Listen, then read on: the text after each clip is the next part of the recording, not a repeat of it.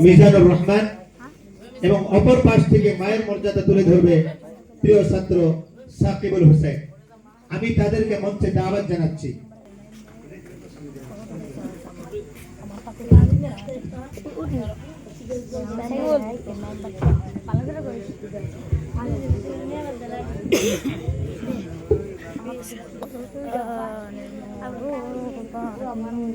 আসসালামু আলাইকুম ওয়া রাহমাতুল্লাহি ওয়া বারাকাতুহু। সম্মানিত উপস্থিত সবাই, আমি বলবো পিতার কথা। আজ আমি কথা বলবো সেই মানুষটির জন্য যার কপালের ঘাম আমরা অনেক সময় দেখিও না।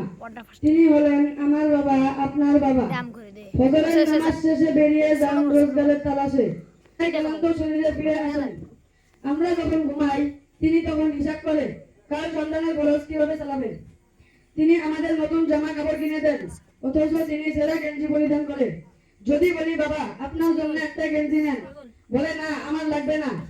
কিন্তু আমি জানি তার বুকের ভিতর অনেক না বলা কষ্ট লুকিয়ে থাকে। নবীজি সাল্লাল্লাহু আলাইহি ওয়াসাল্লাম বলেছেন, পিতা হলেন জান্নাতের দরজা।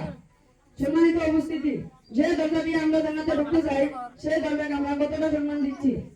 আজ আমি গর্ব করে বলি, পিতা শুধু রুজি রোজগারের মানুষ নয়, তিনি হলেন আমাদের জীবনের ছায়া। পিতা হলেন পরিবারের রক্ষা কবচ। পিতার সন্তুষ্টিটাই আল্লাহর সন্তুষ্টি। তাই আমি বলতে চাই পিতার মর্যাদাই বেশি। আসসালামু আলাইকুম ওয়া রাহমাতুল্লাহি ওয়া বারাকাতুহু। সম্মানিত শ্রোতাবৃন্দ, আমি যখন মায়ের কথা বলি আমার গলা কেঁপে ওঠে। কারণ মা মানে শুধু একটি শব্দ না, মা মানে পুরো একটি জীবন। 9 মাস আমাদের পেটে ধরেছেন, ব্যথায় কেঁদেছেন, কিন্তু আমাদের জন্য হাসতে বলেননি। আমরা রাতে জ্বরে কাঁপলে মা জেগে থাকতেন। আমরা দুষ্টুমি করলে মা চোখের জল লুকিয়ে ফেলেন। এক সাহাবী প্রশ্ন করলেন, হে আল্লাহর রাসূল সাল্লাল্লাহু আলাইহি ওয়াসাল্লাম, আমার সব ব্যবহারে সবচেয়ে বেশি হকদার কে?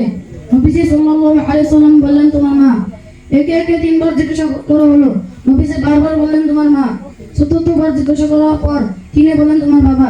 এই হাদিসে প্রমাণ করে মার ফজিলত কতটা বেশি। মায়ের পায়ের নিচে জান্নাত।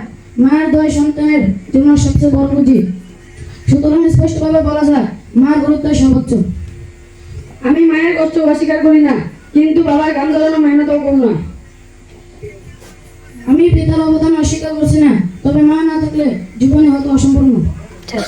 সম্মানিত সুধীবৃন্দ, আজ আমরা জয় পরাজয়ের জন্য তর্ক করিনি। আমরা শিখেছি পিতা আকাশের মতো, মা মাটির মতো। একজন ছায়া দেয় আর একজন আশ্রয় দেয়। আসুন বেঁচে থাকতে আমরা মা বাবার সম্মান করি, খেদমত করি, আর বলি, হে আল্লাহ আমাদের বাবা মা ক্ষমা করুন, তাদের প্রতি দয়া করুন, যেমন তারা আমাদের ছোটবেলায় লালন পালন করেছিলেন। সবাই বলি আমিন।